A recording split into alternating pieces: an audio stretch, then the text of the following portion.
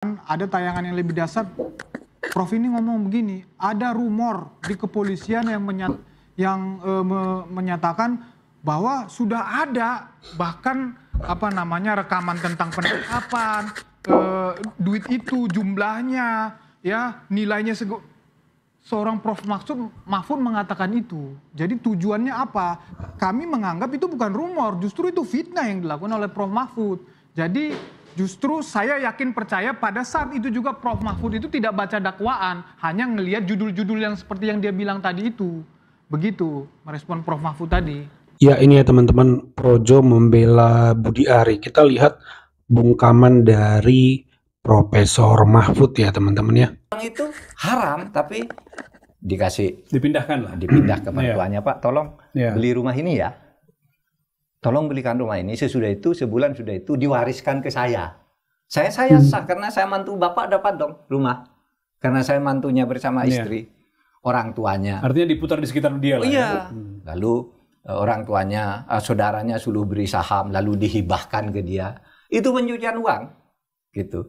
Di atas namakan istrinya, perusahaan-perusahaan yang kemudian tidak dilaporkan secara wajar ke KPK misalnya sebagai penyelenggara negara ya.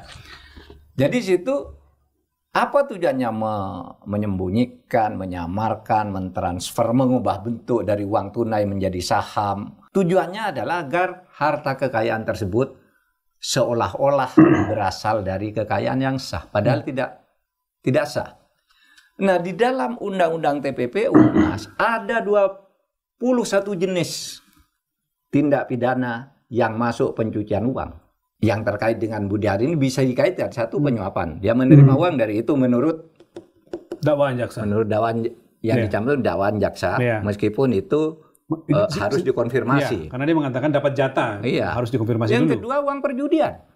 Ada lah disebut. Narkoba, perjudian, penyuapan, prostitusi. Yang terakhir itu prostitusi, perdagangan orang. Ada 21 jenis. Sehingga ini sebenarnya kalau polisi maupun jaksa mau bersungguh-sungguh tidak sulit. Hukuman Budi Ari bisa jauh lebih besar. Oh bisa jauh lebih besar.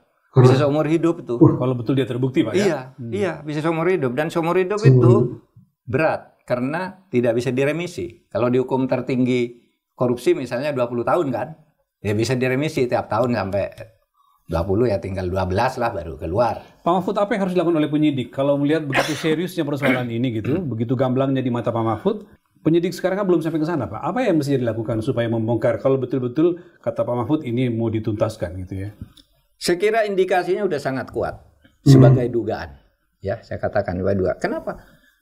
Orang bisa berkompromi, bersepakat untuk memberi 50%.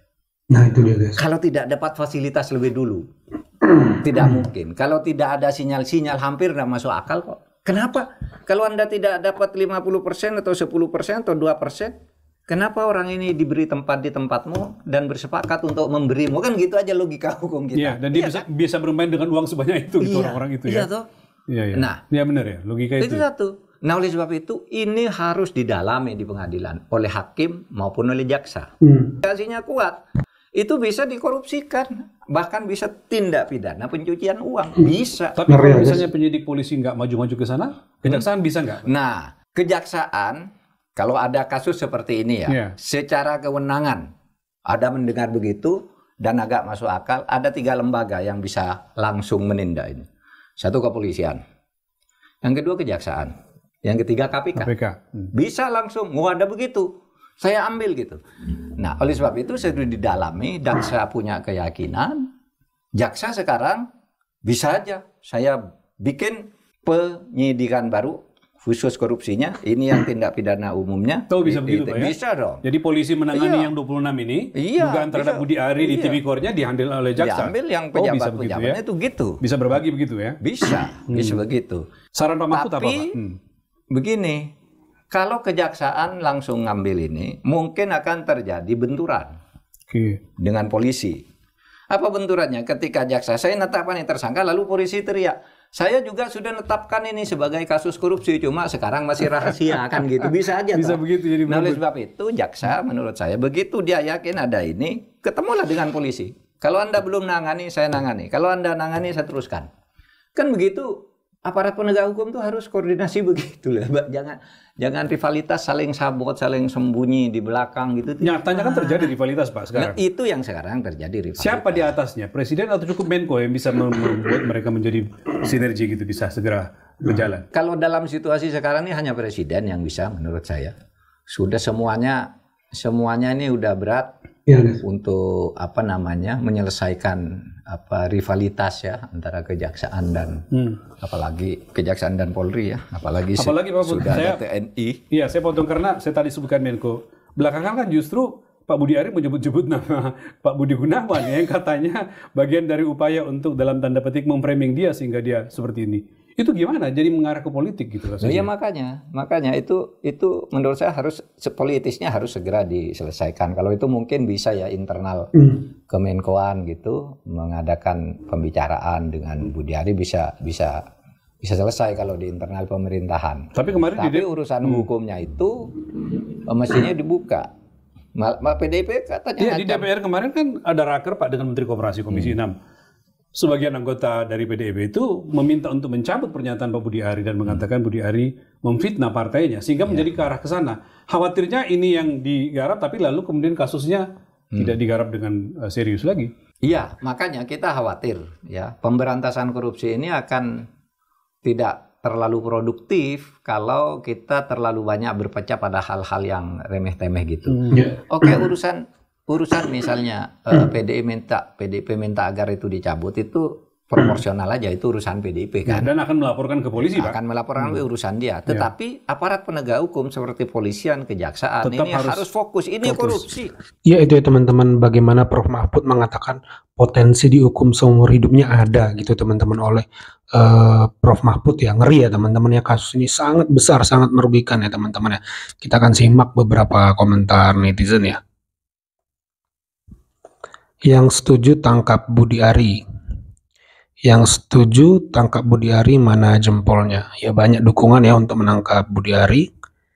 Jika Budi Ari masih dipertahankan di kabinet maka terbukti Prabowo bukan hanya presiden boneka, melainkan ya ini keras sekali ya. Tangkap segera si Budi Ari. Dari potongan wajahnya Budi Ari bukan cermin orang yang bermuka jujur. Persis seperti junjungannya Mulyono.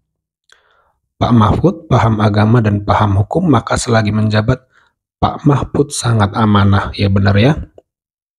Tangkap Budi Ari, satu-satunya channel yang buat diri saya tetap positive thinking pada negeri ini. Semoga Prof Mahfud selalu diberikan kesehatan dan panjang umur. Amin.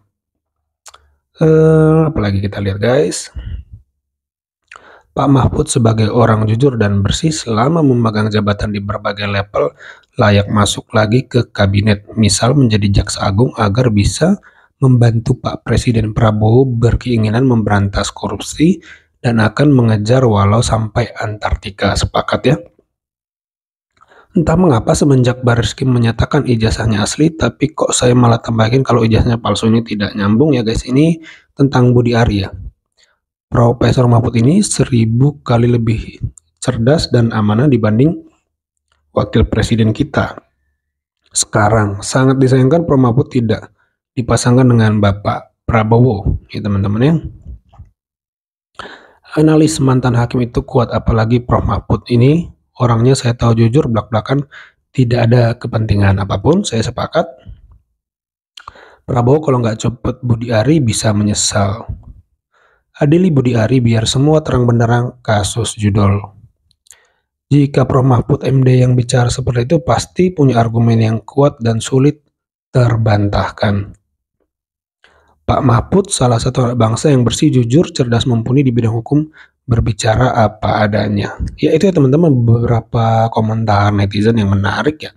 Banyak yang meminta agar Budi Ari ini ditangkap ya teman-teman ya. Saya pribadi kalau memang ada kesalahan di sana ya ditangkap saja ya teman-teman ya, karena menurut judul ini teman-teman, wah gila teman-teman, efek multiplier efeknya itu kepada rakyat gila sih teman-teman. Ada yang miskin, ada yang melakukan tindak kriminal, rusak rumah tangga, wah gila teman-teman. Ini kalau tidak diselesaikan sosial masyarakat kita akan rusak ya teman-teman ya. Kalau pendapat teman-teman bagaimana? Coba tambahkan di kolom komentar. Itu saja video kali ini. Terima kasih yang sudah menyimak sampai selesai. Semoga teman-teman semua selalu di dalam keadaan sehat. Ya teman-teman, di tengah cuaca yang tidak menentu. Terima kasih yang sudah menyimak sampai selesai. Jangan lupa di subscribe video ini, ya, di subscribe channel ini maksud saya, di like videonya. Sampai jumpa di video saya selanjutnya.